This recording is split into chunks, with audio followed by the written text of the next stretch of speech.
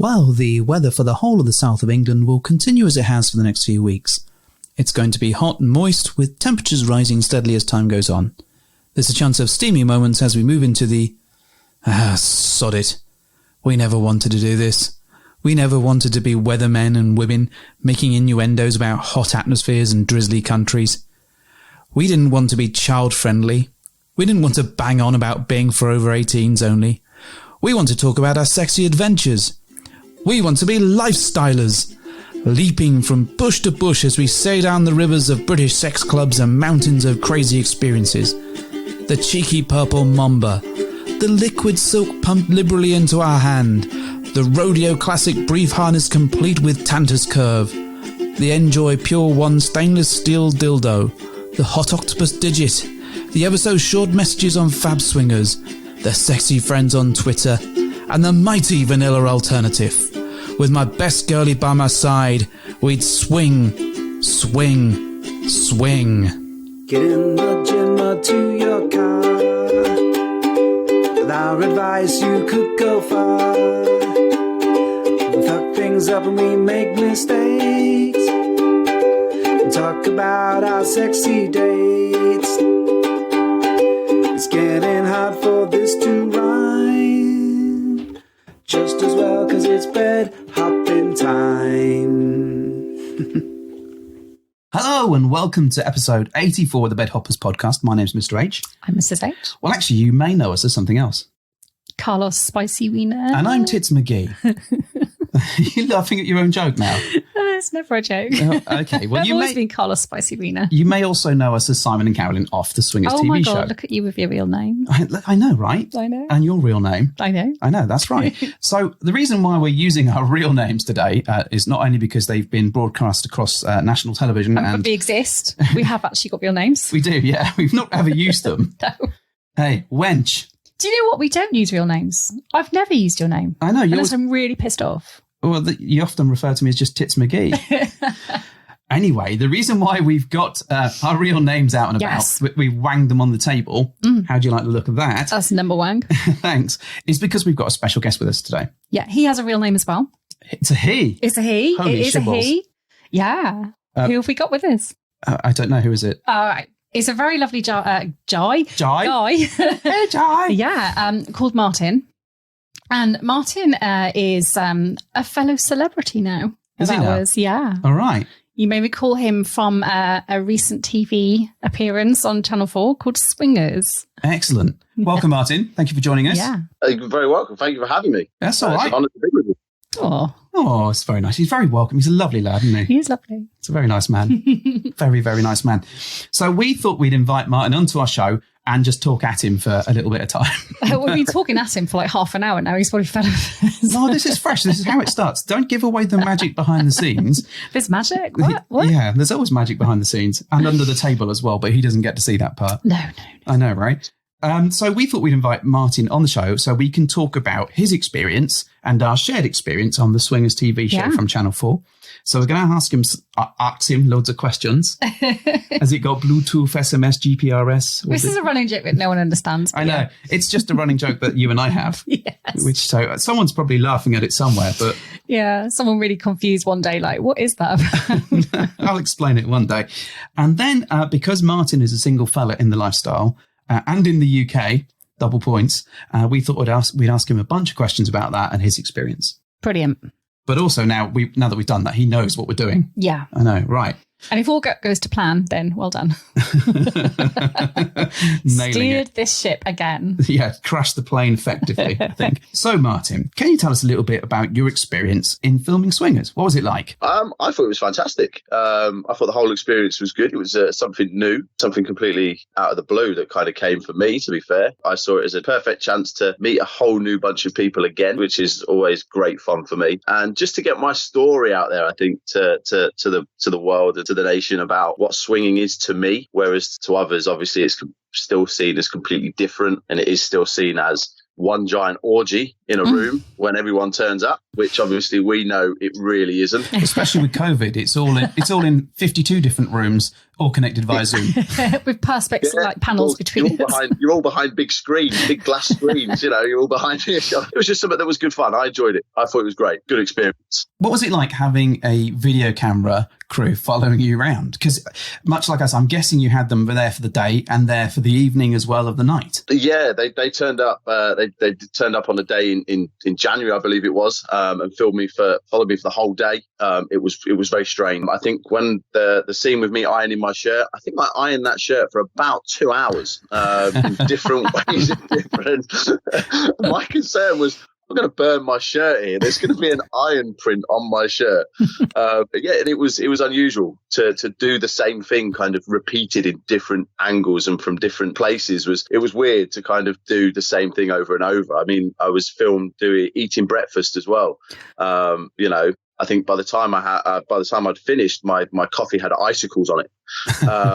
It was, yeah. But no, it was good. It was interesting to kind of see how TV works. I watch a lot of TV, so to see how it works and bit behind the scenes was really good. It was good. Yeah. It was interesting. So does this mean that we're going to see a Martyn-based YouTube channel about ironing? I mean, to be fair, I think I could actually have started a YouTube-based video of ironing and how to eat breakfast. We had similar breakfast experiences, didn't we? What I really liked about... I was so cross. Well, crumpet. So they let us make a crumpet and filmed us doing that. And Wouldn't let me eat the plug, though, would they? Well, that was the thing. So Mrs. H said, holding this crumpet in her hands, and she's like, can I eat this? Like, yeah, no, you can't. And it was slowly getting closer and closer to her mouth, and they sort of almost kept lowering her arm every 5 minutes. Dream smashers. If only they tell me in advance that I wouldn't actually get to eat my own breakfast for like an hour and a half. Yeah, I had cereal, so I was kind of safe because I always had cereal in my bowl, so I was allowed to eat some. So, what was it like behind the scenes? Were there any things that didn't make the cut from the final show? There was quite a lot of things actually that didn't make the cut, because obviously I wasn't in it as much as yourselves or Siobhan, Malika, or Justin and Hannah. I wasn't in it as much as everybody else. So I went and got my hair cut that day. They filmed me walking into town, getting my hair cut, because they wanted it to be mainly about how I would prepare for a night, for a night at the club. So there was that. There was a bit where I was sat down. We were talking about when I'm going to tell my dad, because that was actually the first time I told my dad was on the camera. Oh, wow. Oh, my God. So that wasn't at all staged or anything. That was the first time you told him. Yeah, that was the first time he knew. What you didn't see is obviously while I was sat there talking to my dad, in the background was my stepmom and having a conversation, and she was like, and things. But that was his actual initial reaction to being told, because they wanted to film that. They wanted to film the fact that what is it like having that initial reaction. I'm not sure they got the kind of reaction they were hoping for. But I was still quite nervous about telling my dad. No kidding. But I knew what his reaction would be, because their whole belief that why the cameras was there was because it was for a 30-something still living at home documentary. Oh, wow. Oh, my God. All right. And that was the hardest thing, was when I had to tell my mum, because I couldn't do it in person because of COVID. Yeah. When the original date was going to be on, I had to tell my mum over the phone. So that was a bit, that wasn't as good. She's still accepting of it and things like that. But yeah, obviously that was not the way I wanted to tell my mum. But they're still, they still support me. It's like my dad said, it doesn't, as long as you're happy and safe, then that's all that matters. So there was over the day, there was quite a lot that they didn't actually show in the show. I mean, it was 2 seconds of me ironing a shirt. Yeah, I got asked the question actually about the elephant. So when I was shaving and things like that, so where's that elephant? I said, well, that was my idea. Well, he wanted to film from a distance with it up high and covering, the naughty parts. So he wanted to find something that was suitable. I said, yeah, look, that was an elephant. Oh my God. Did you already have the elephant? Elephant already. I already had the elephant. Are you happy with how they portrayed you? I am. I'm very happy how I was seen and came across. Because I was very nervous. Because the reason I was nervous was obviously because there was a lot of filming, a lot of questions, and trying to recap some of those questions was a bit nerve-wracking. And I've got a few close friends from the website that I talk to quite regularly, and they were like, "Do you want to come round? We can watch it or whatever together, and we can do that." And it's like, no, it's fine, because I actually watch it with my dad. Oh, that's nice. I like that. Yeah, and I was really nervous about how I would be portrayed, because I didn't want to be seen and come across as cocky or arrogant or anything like that, because that's not me. That's not who I am. I'm not. There is a fine line between confidence and arrogance. Tell me about it, man. And that's not me. So I was worried about how I'd come across, but I thought I came across really quite well. I thanked him for that. I thanked Tom for that, for what he did with the way he portrayed me. For the record, I don't think you came across at all arrogant. And I have my own thoughts around how single guys generally are portrayed in the lifestyle. Some of that is based on what I know from having met people, and others is based on around the stereotypes that unfortunately are perpetuated. But I actually don't think you came across as arrogant at all. I was like, oh, brilliant. At least they're not taking that angle. I think you did well for putting across the view of single guys being stable, good human beings. Yeah. And fair play to you, mate. Not all wankers. That was a good effort. I think we have missed a trick though. So, and I want to pick up on it before we slip away too far from it. He phoned his mum and told her, we could have done that on the fucking podcast.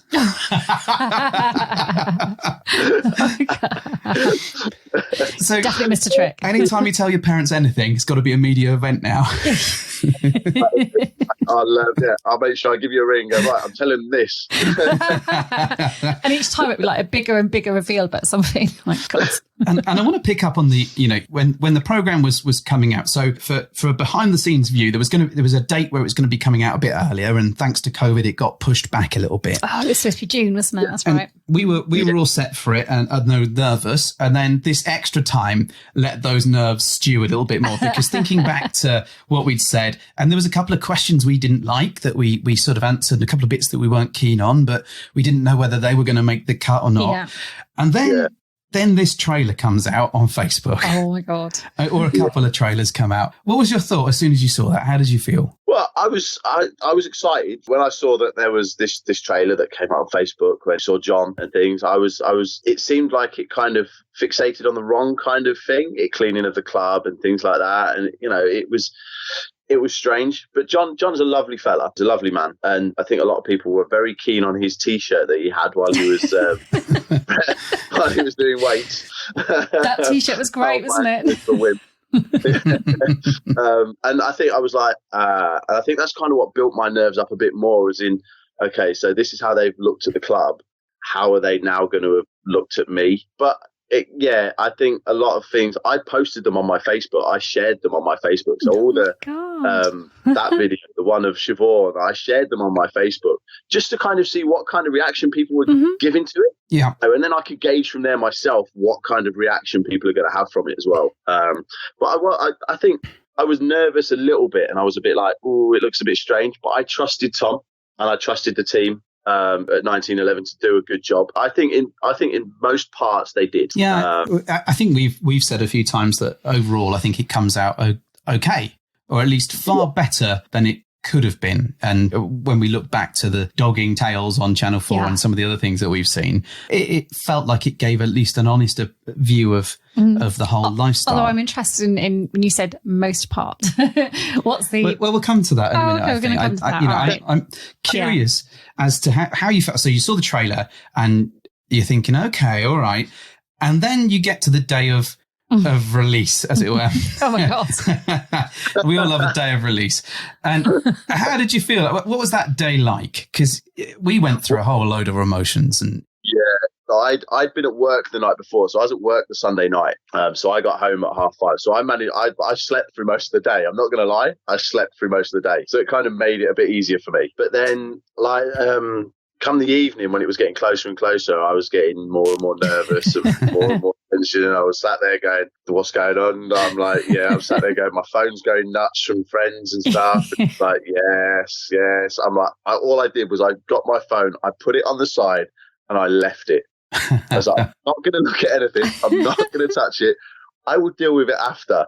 We'll deal with this after. And then it started, and I was excited. And just to see, the one thing I did discover though, I do not like my voice. Oh, really? Oh. And yet here you are on a podcast. Lucky you get to hear all over again soon. I just thought it was really quite strange to hear yourself on the TV, because obviously you have your own hearing, you know, how your voice sounds. But then, to come across on the TV, I was like, do I really sound like that? Well, if that's the only negative you came away with, I didn't like my voice. Because we were both nervous. How are we going to look? I know it's vain, but I couldn't remember how fat I was back in January, so I was having like meltdown number 19 of that particular month anyway.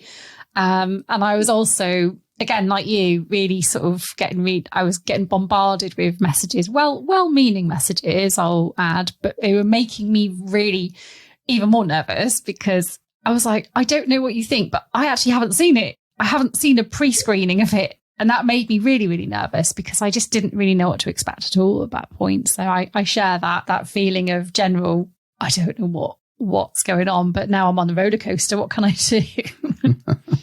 Yeah, well, that's it. I was the same. It was all kind of what to expect, and every message I get more, it was like, I don't want to look at it. I'm just building it up even more, and it's like, I'm just going to leave it. So I think from about 6 o'clock at night, I think that night, my phone, I didn't touch my phone. Oh, wow. I just daren't. I daren't do it, because it was building up that so much. And it was like, no, can't do it.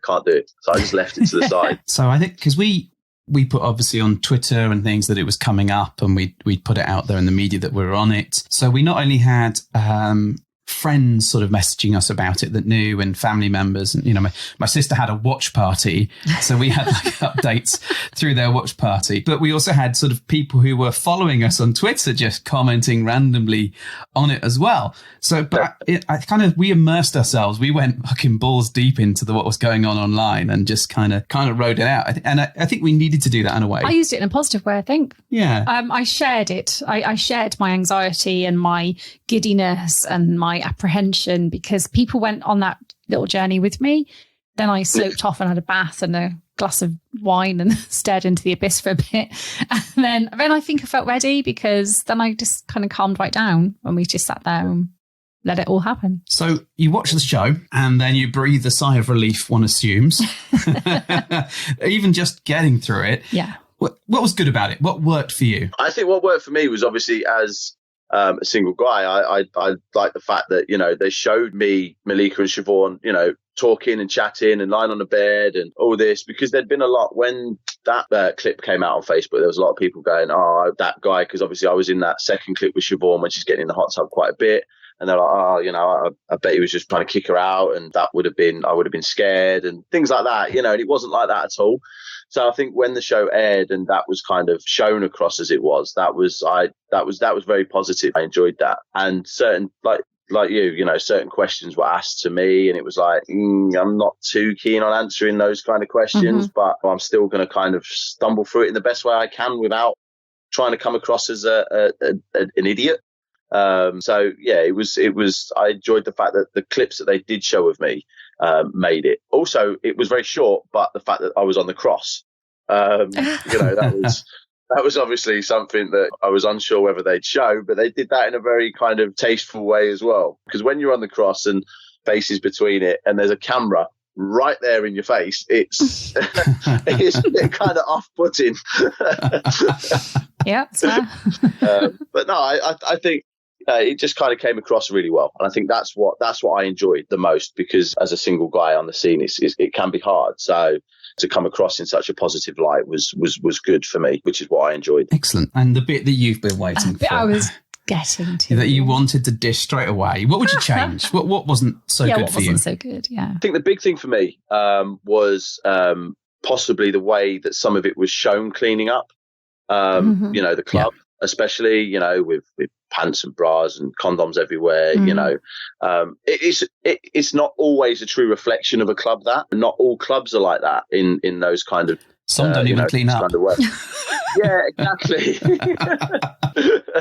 And I think that was one thing that I didn't like about it, because that's not always what a club is in the morning after. I mean, I tend to stay overnight at the JD's, the club that I go to. I hire out one of the playrooms for the night. They're very kind to allow me to do that. And it's not like that when you wake up in the morning. You know, you go around the club and stuff in the morning, getting coffee and whatnot and having a shower. And it's not like that. There's not these bits all over the place and stuff. So I weren't too keen on that, because it seemed to me that that's what anyone would think that everybody that goes to a club's like. And we're not all like that. We can all clean up after ourselves. Bit of spray, bit of spray, bit of bottle, and clean up some of the things that you've some of the messes that have been made. And I just that's one thing I weren't too keen on. So after this, we should give you the new nickname of Mr. Muscle then, just for your clean-up abilities. It's funny you should say that. I went to a fancy dress once when I was a kid as Mr. Muscle. Excellent. The original one anyway, with the glasses popped out and, you know. Yeah, no, I do agree with you. I thought it was a bit of a shame that they sensationalised the gritty kind of detritus that's left over from presumably people's terrible sex antics. And you're like, come on, it's really not that sleazy. It doesn't need to be portrayed like that. And you that was say a shame. That, right? So I can recall a time where we stayed in a yurt. That's different. And the next day... That was carnage. That was carnage. I've not seen so many... All right, but no, that's no different really to what's different to enjoying a night of passion in your own bedroom with your own betrothed. That's all true. Right? And you know that, but it's not specific to the fact you go to a sex club, but it should be shown like that. You could just get just as much, carnage from just having a night with your fellow or your other half. To be fair, though, we have learned that we can't leave condoms in the bin on the floor because Yoko will come along and eat them. Bloody trash panda, yeah. Then we end up with a 500 quid wet spill. Yeah. Well, okay, we've learned the hard way. Like things like that. Yeah, she really did like it, but didn't like yakking them up, fortunately. So that was one of your not so great observations then about that bit. Was there anything else that you kind of wished or thought didn't quite happen in the way you thought it should? I don't think so. I think for me, from my point of view, obviously everyone's that took part, yourselves included, will be different. But from my point of view, I think that was the only thing that kind of didn't kind of come across for me. Everything else I thought was portrayed quite well. And I think it was difficult because I was kind of expecting half of what to happen because obviously we were part of it. Mm-hmm. But I thought it was edited and put together very well. On the whole, but I don't think there was anything else that kind of stood out for me as to what might have been negative. I've had a lot of questions and a lot of things about the broken people and that whole kind of side of it. But, that's just what's led me and these other people into the world, into the lifestyle. But that, for me, I didn't find that negative for me because that's been my experience. I was asked about my experiences in there and that's what they were. That is what's led me to the scene. But yeah, I think everything else was portrayed well. Also, a couple of questions about my nipples being shaved. And it's like, I had that a couple of times. The all men shave their nipples. And it's like, well, when you've got one or two black hairs because you're not an overly hairy man, yes. That's what they took away from it. You shave your nipples. Yes, many of the men in the lifestyle tattoo hairs onto the nipples to make them look hairy.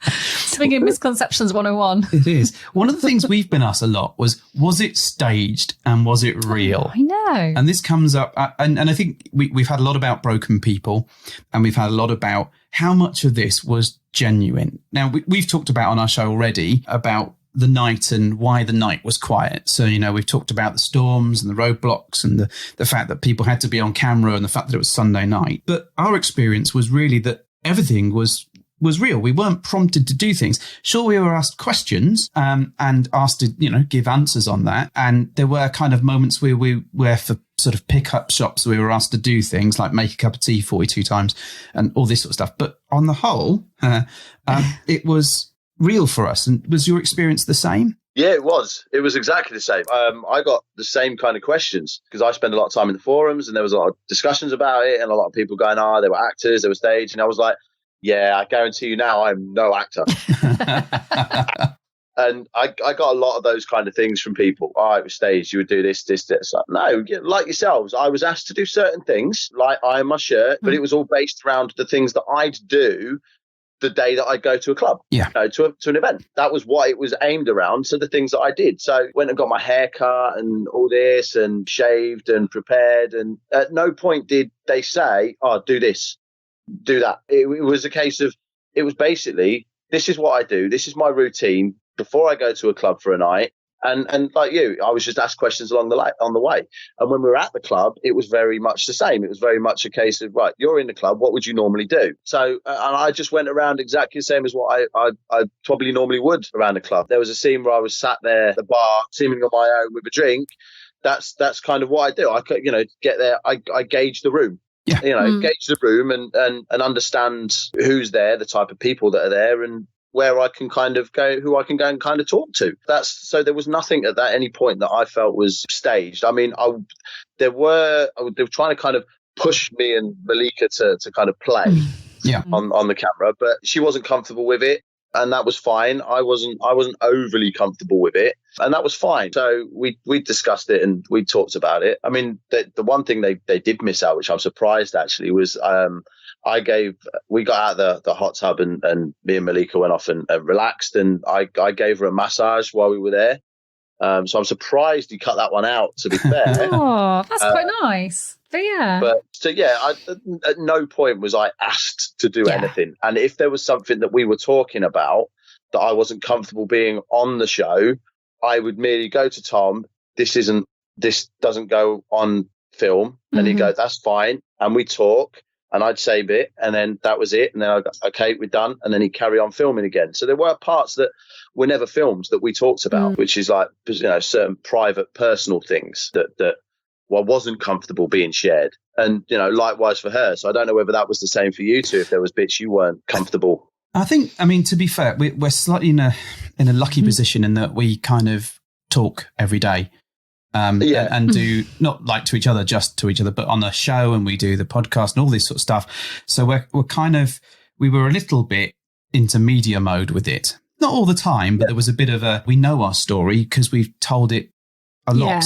So we kind of automatically go into what's okay. Now, some of those questions weren't kind of to our tastes, or it was asked in a way that felt a bit sensationalist. So we kind of, whilst we tried to play along with that as much as we could and felt comfortable, there were moments where we went, you know what, that doesn't feel like us, and that doesn't show us in the way that we'd like to be shown. Yeah, so, we did mention that a couple of times. One of the things I did want to ask you about actually was one of the things that we felt wasn't such a great experience perhaps, but maybe it was done by design, was that we didn't get to meet everyone being filmed before we went into the club. Yes. And I'd have loved to have done that. I'd have loved to have spoken to everyone and just shared a drink and just said, okay, what was it like for you guys? Because we almost had to work out who was whom by sort of following the cameras 100%, in a way. I agree with you. I really wanted to meet everybody and just share like a quick drink and say hello, and it'd been good. Yeah, I was the same. I think I was one of the last ones to be filmed out of the group. And then, I was getting snippets of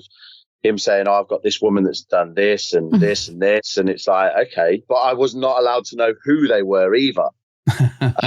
And then on the day when we were at the club, we were all given set times that we were kind of told to go. We were introduced into the club. So, but yeah, it would have been fantastic to have obviously sat down and spoke to people beforehand. But again, I think they wanted to try and get what is an initial reaction when you walk into a club, and rather than introduce already to people, when you go into a club, you might not necessarily know anyone when you go in there anyway. So I think that's the kind of angle that they wanted to go from. Yeah, and I think, had we all met each other first, we might have been building strategies. Oh, what a horrible phrase, but kind of a bit of a battle plan. One thing that also was a bit upsetting, so the next day we had a bit of a family crisis. So we, before we went to do the photographs, which is fantastic. I love that, the advert picture that they took, and I'd love to see more of those. I'd like to see if you have a 950 they took. Because there were quite a few of those. Yeah. It'd be great to see those. But we had to head off because Carolyn's mum was really sick. And we literally had to run. In fact, we weren't even going to do the photographs. We were literally changed in our jeans and T-shirts, which is why we're not as dressed up as every other bugger in that picture. And we're pretty much had the engine running so we could skedaddle. And it was a shame, actually, because we wanted to spend some time with people and just chat and get to know everybody a little bit better, having gone through this experience. So it was kind of a tricky situation because obviously really poorly parent is definitely needed our attention. I didn't even know they were doing that the next day, though, to be fair. They did tell us a lot. Yeah, I got told, quite a bit, that because I took an extra white shirt with me. Ironed 52 times. Yeah, obviously. Yeah.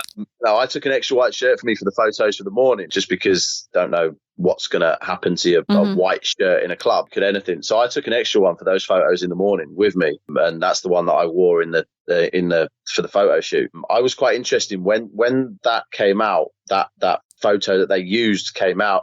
I was interested to understand why it was me that was the one that was facing the camera.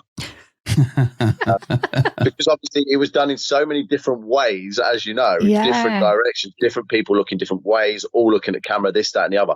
So I was interested to know why I was the one who was looking at the camera, and not just that, but why every time in those short 2 clips that were on Facebook that were released and things, was I naked?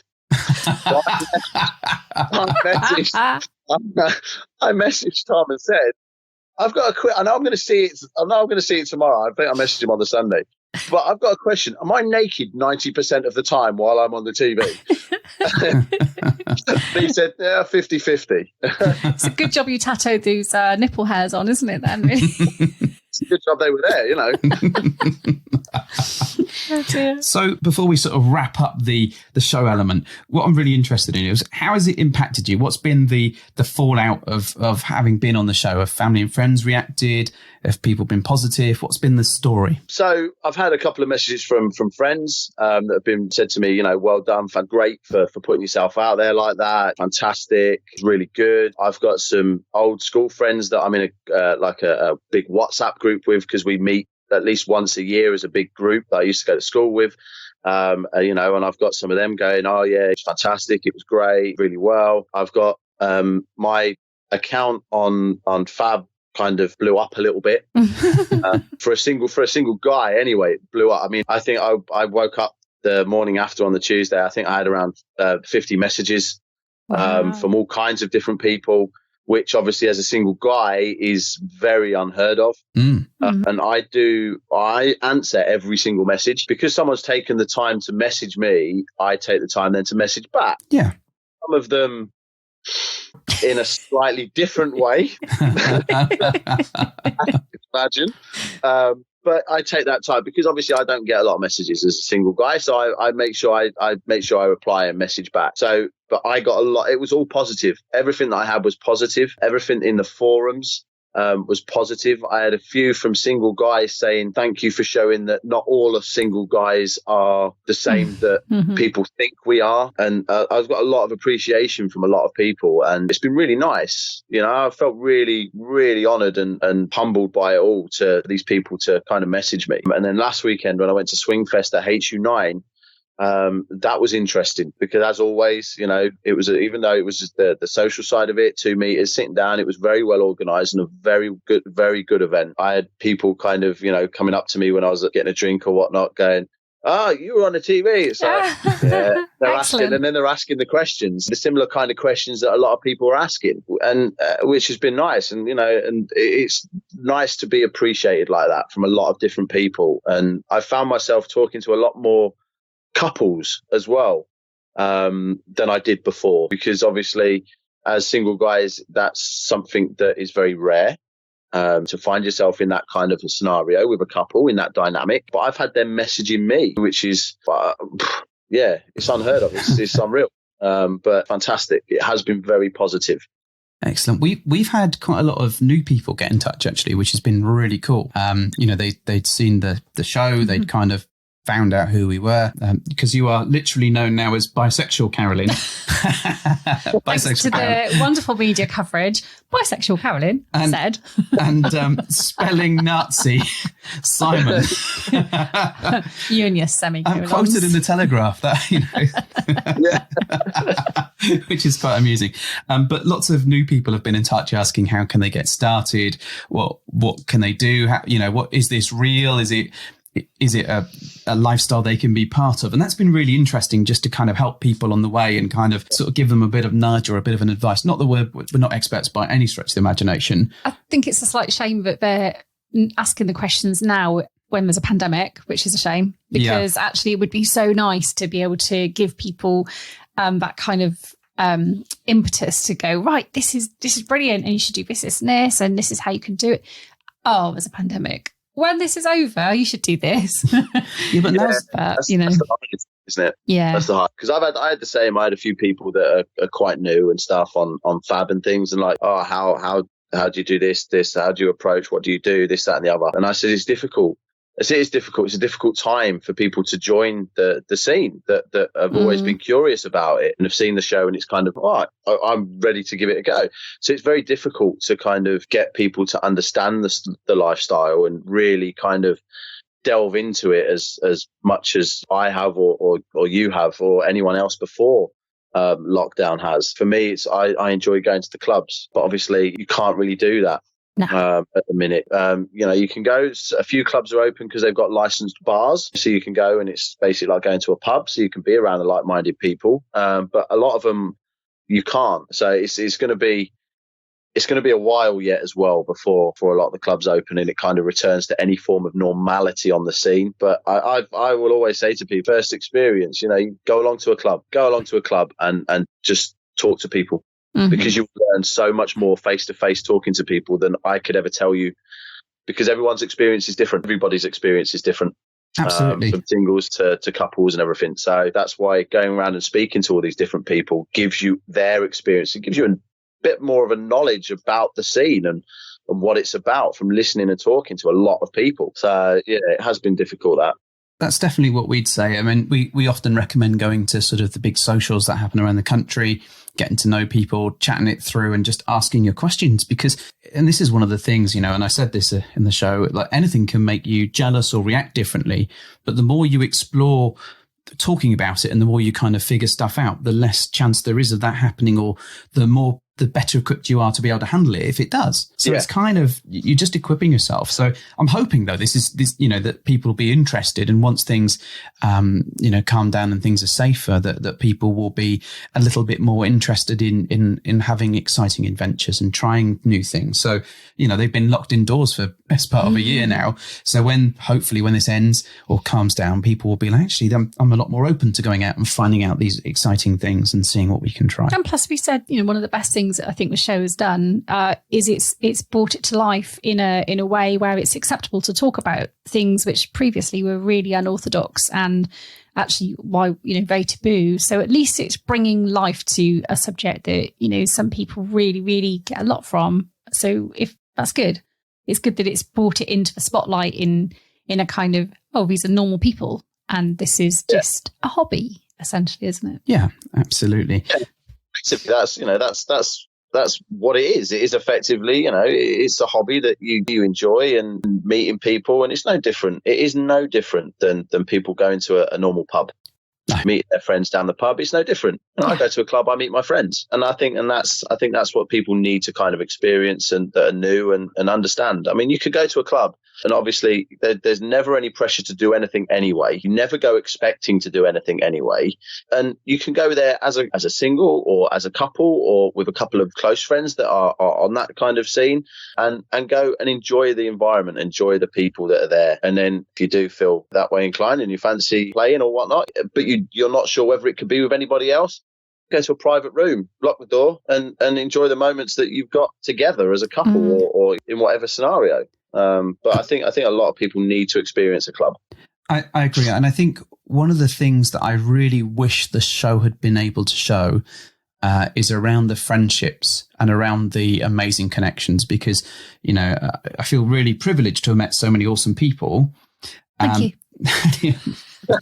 Thanks, dear. And on our travels, we're lucky enough to have met people from around the world that we consider to be best friends of ours through the lifestyle. And we wouldn't have met those people if it weren't for this hobby. Yeah, and those connections. We speak to those people pretty much every single bloody day.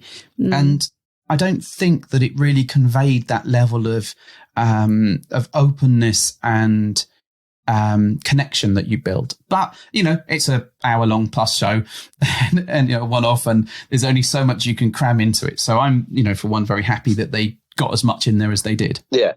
I mean, I like you, when I went to Gran Canaria last year, I was on my own, and I met some of the most amazing people from all walks of life that I still talk to very regularly. People from not just this country, but abroad and from around the world. And I would never have ever had the chance to meet these people and make these connections and make these friends without taking that leap, so to speak, and actually going in and opening myself up to what could be a very good experience, or it could be a very negative experience. So I think that was like you would have liked it to have been a bit more about that, but there is an hour.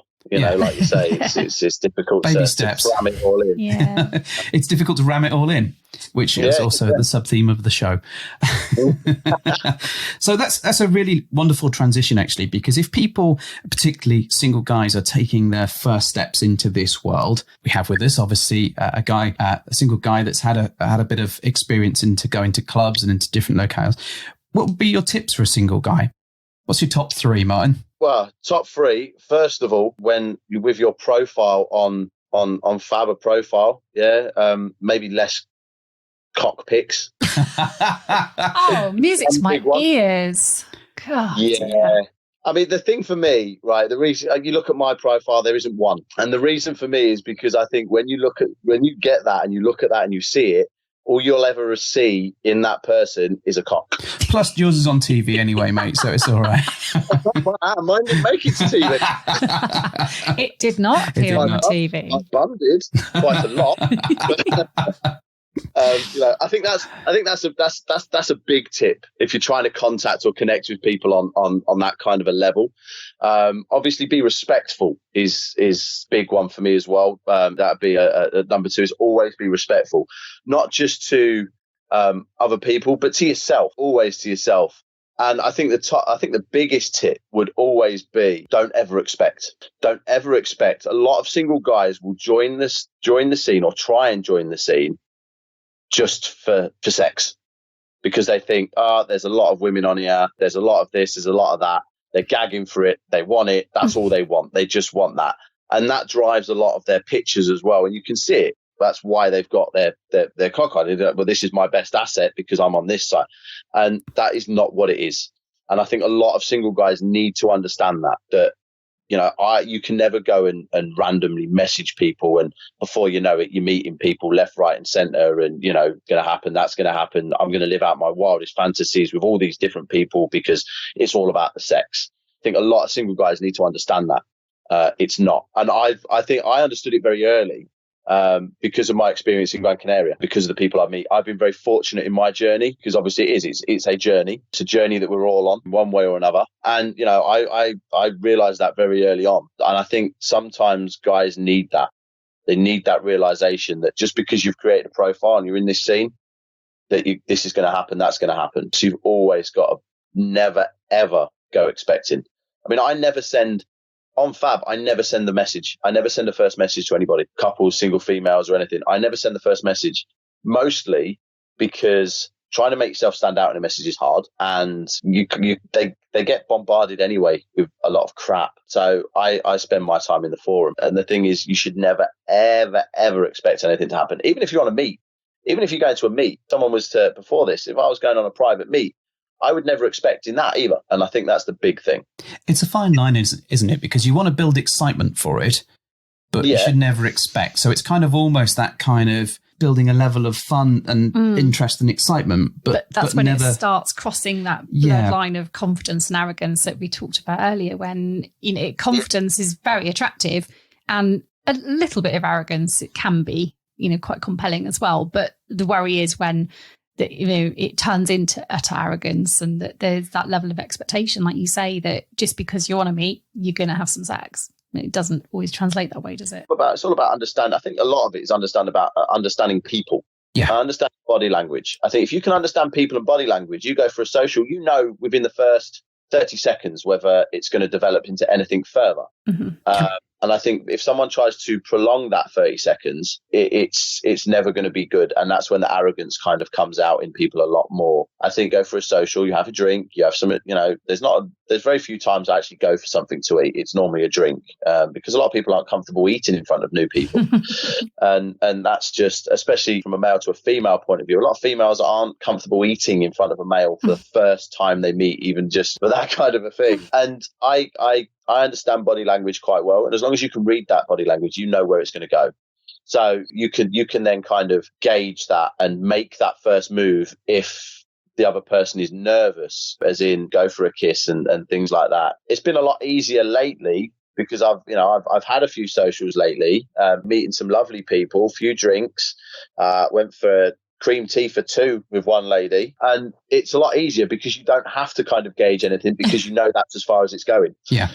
You don't, so it becomes a lot more relaxed. Plus, it's a lot harder to lunge in for a kiss with a mask on. Yeah. Kissing with a mask on is quite hard, or a big screen in front of you trying to kiss a big window. Yeah.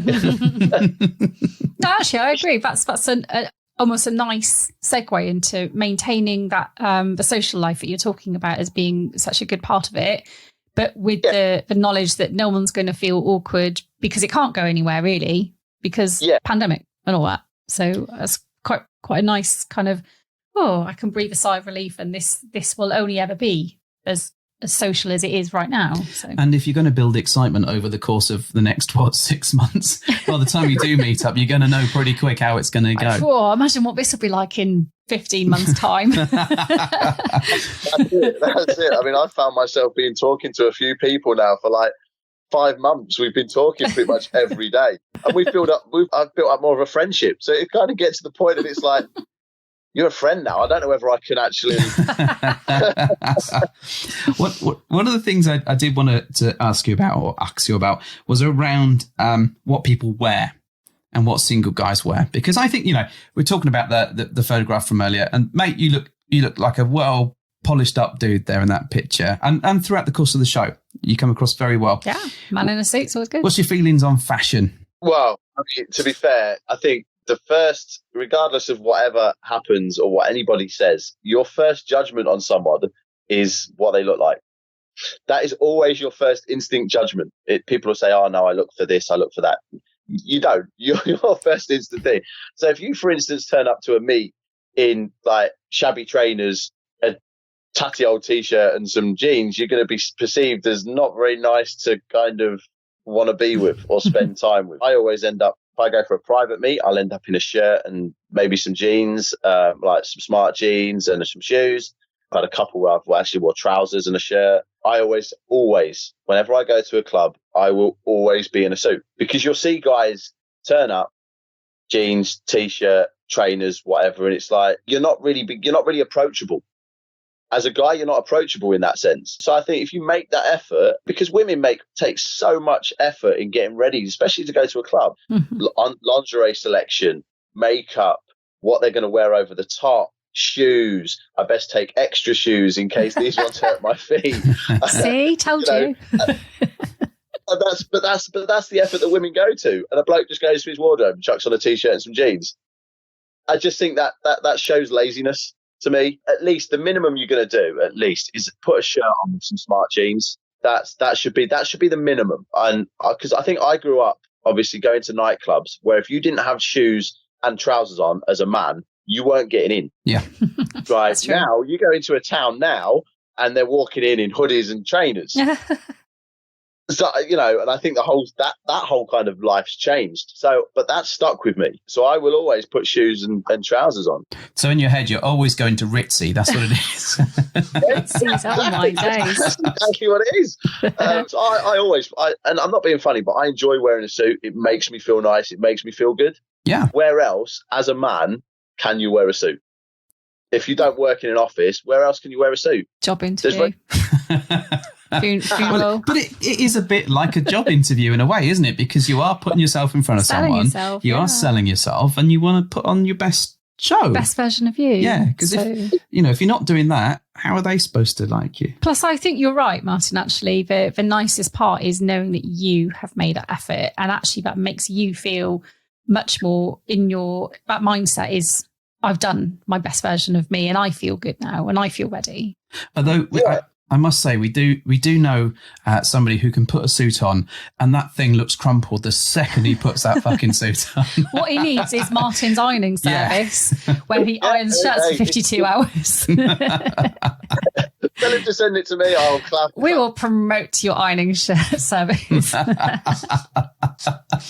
I applaud the suit. I really do. I think men look fabulous in a suit, or at least better than they would in scruffy jeans and a t-shirt. I think you're right that there is something around not being a child and actually taking control of dressing yourself and looking the part. And I think it doesn't have to be a suit, like you say. It could be just smart jeans and a shirt, or put some effort into getting a different pair of shoes, that because it's a talking point, isn't it, as well? So if you come in and you look smart and you've got something awesome, I mean, your shoes are, yeah. My shoes are a bit weird now. Not weird. They're somebody got some new shoes. They may have a lot of silver on them. I love them.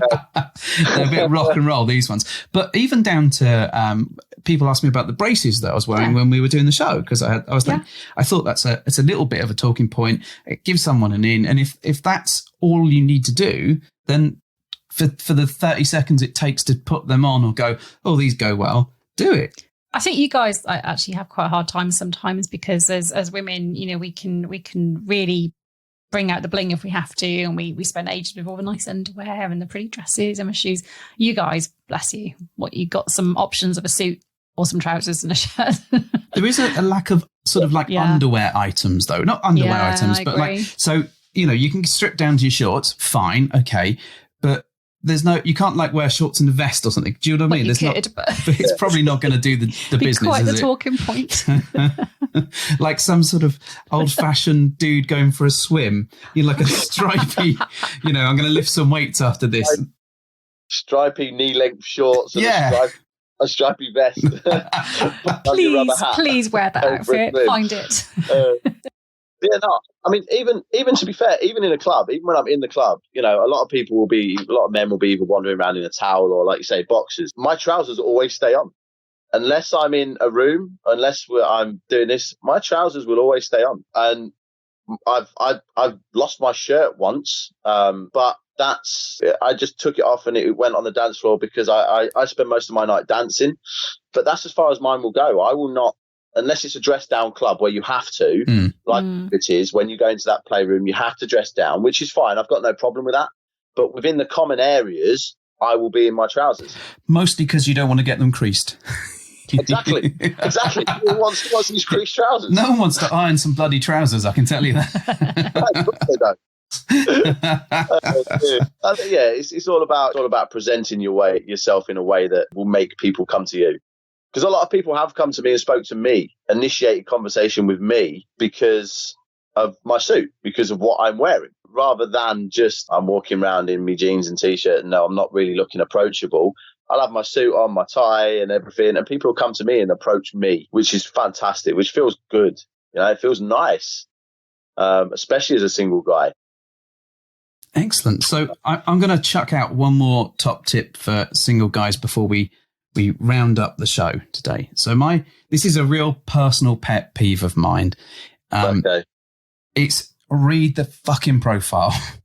So if you're messaging someone, this isn't directed to you at all, sir, but if you're a single guy and you're messaging a couple or a single female, whomever, read their fucking profile and just take it on board. Just don't skim the pretty pictures. Have a look and see what they're after. Have a look and see what their personality is like, because that can lead you to a wealth of information. People put effort in there for a reason, and that's to guide the right people to come to them. Mm-hmm. If they say we don't like single guys and that's the first line of their profile, don't write to them.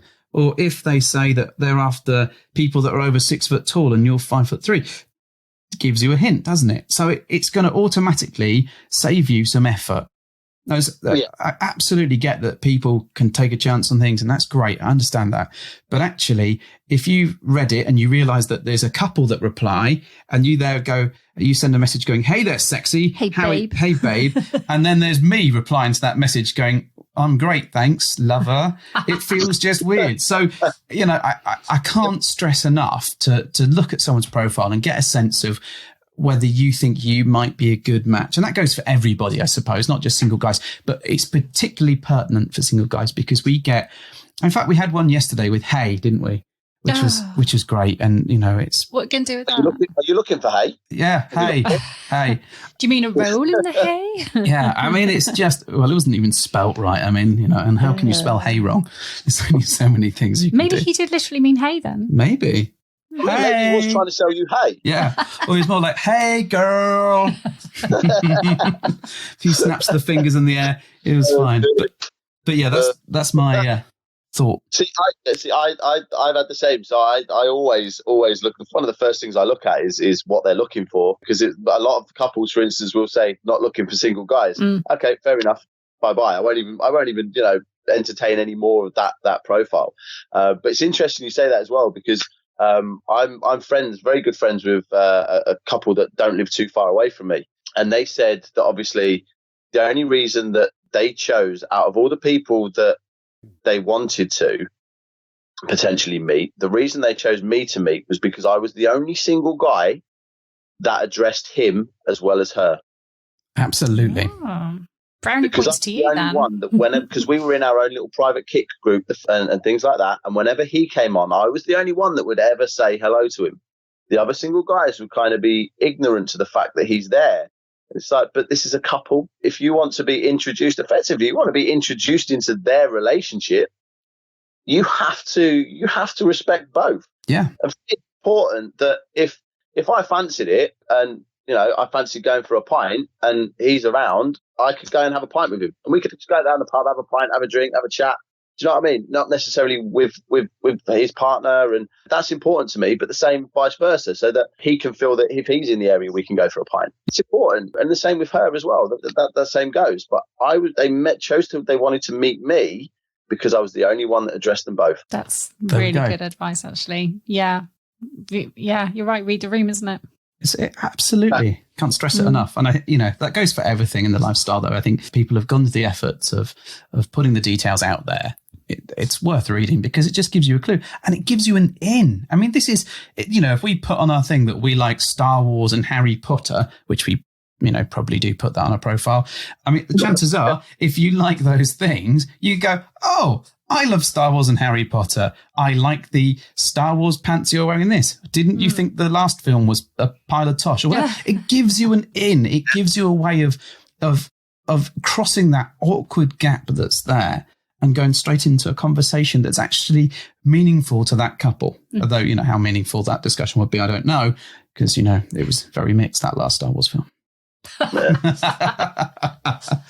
Right, I think we're going to wrap up the show in just a moment. Martyn, if you want people to find you in the world, where can they find you? I'm on Fab. Username's Moreno0969, which wasn't my choice. I was forced to have the 69 at the end. 69. Or I'm on Facebook. Martyn Moreno Melgar. It's a mouthful, I know. Aye. They're the places that I can be found, to be fair. Excellent. Well, if people want to get in touch, please get in touch with Martyn. If not, send us a message and we'll sling it his way. In fact, we'll send all of our messages his way for a while because he's so polite and good at reading them. Our ironing. And our ironing. Send your ironing. New business, suits for us. He's fine. He's got it covered. Mate, it's been an absolute pleasure chatting to you. You've been sensational, and I think we've given a lot of lovely tips to all the people out there in podcast land. Yeah. Anything else you want to add before we close this mother down? I just thank you very much for inviting me to be part of your podcast. I appreciate it. I'm very honoured. Yeah, full-on media mogul now, mate. He's really getting this you hang with a single guy thing, isn't he? He is. He's doing well. Mrs. H, do you want to do your thing? I do. Well, thank you very much for hopping into our bed.